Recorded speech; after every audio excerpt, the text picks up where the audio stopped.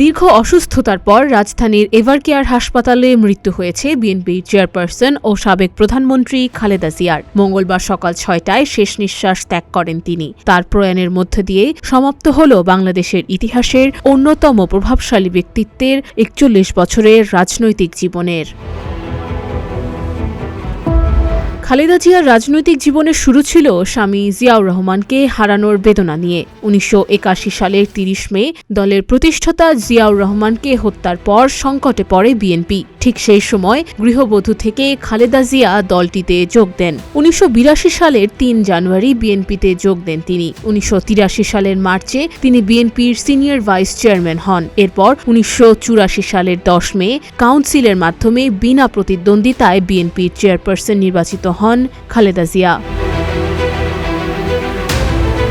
Chairperson হওয়ার পর থেকে ৪১ বছরেরও বেশি সময় ধরে দলের হাল ধরেন খালেদা জিয়া। তার বলিষ্ঠ নেতৃত্বে বিএনপি ১৯৯১, ১৯৯৬ এবং ২০০১ সালের জাতীয় সংসদ নির্বাচনে জয়লাভ করে। খালেদা জিয়ার রাজনৈতিক জীবনের সবচেয়ে বড় মাইলফলক হল তিনি তার জীবনে অংশগ্রহণ করা প্রতিটি সংসদীয় আসনে জয়ী হয়েছেন। ব্যক্তিগতভাবে কখনো কোনো নির্বাচনে পরাজিত হননি। খালেদা জিয়া ১৯৯১ সালে বাংলাদেশের প্রথম নারী প্রধানমন্ত্রী নির্বাচিত হন। এর মধ্য দিয়ে মুসলিম বিশ্বে দ্বিতীয় নারী সরকার প্রধান হিসেবে দায়িত্ব গ্রহণ করেন তিনি। বিশেষ করে নারী শিক্ষা ও নারী ক্ষমতায়নে তার প্রগতিশীল ভূমিকা বিশ্বজুড়ে প্রশংসিত হয়েছে। এর স্বীকৃতিস্বরূপ ২০০৫ সালে বিখ্যাত ফোর্বস ম্যাগাজিনে করা বিশ্বের সবচেয়ে ক্ষমতাধর নারীদের তালিকায় তিনি ২৯তম অবস্থানে ছিলেন। জিয়াউর রহমান শহীদ হওয়ার পর ৮ বছরে ৭ বার অন্তরীণ হওয়া সত্ত্বেও জেনারেল এরশাদকে ক্ষমতাচ্যুত করার আন্দোলনে সক্রিয় নেতৃত্ব দেন খালেদা জিয়া। এরশাদ বিরোধী আন্দোলনের পর খালেদা জিয়াকে দেয়া হয় আপোষহীন নেত্রীর উপাধি। ৪১ বছরের রাজনৈতিক জীবনে অনেকবার সংকটের মুখে পড়েছেন খালেদা জিয়া।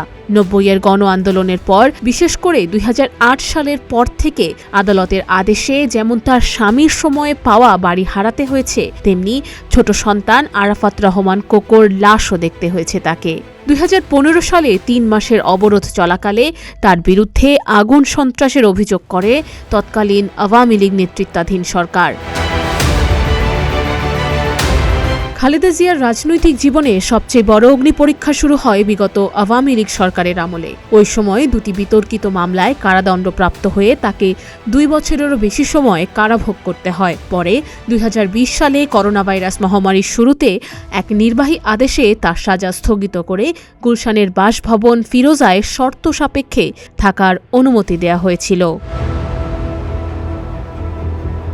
অবশেষে ২০২৪ সালের ৫ আগস্ট ছাত্র জনতার গণ অভ্যুত্থানে আওয়ামী লীগ সরকারের পতনের পরদিন সম্পূর্ণভাবে মুক্তি পান খালেদা জিয়া। এরপর ২০২৫ সালের ৭ জানুয়ারি উন্নত চিকিৎসার জন্য লন্ডনে যান এবং ১১৭ দিন চিকিৎসা শেষে দেশে ফেরেন তিনি। তবে দেশে ফেরার পর থেকেই বিভিন্ন জটিল শারীরিক সমস্যায় আক্রান্ত হয়ে একাধিকবার এভারকেয়ার হাসপাতালে ভর্তি হন খালেদা জিয়া। সেখানেই আজ ভোর ৬টায় তার মৃত্যুর মধ্য দিয়ে বাংলাদেশের রাজনীতি এক মহাকাব্যিক অধ্যায়ের পরিসমাপ্তি ঘটে।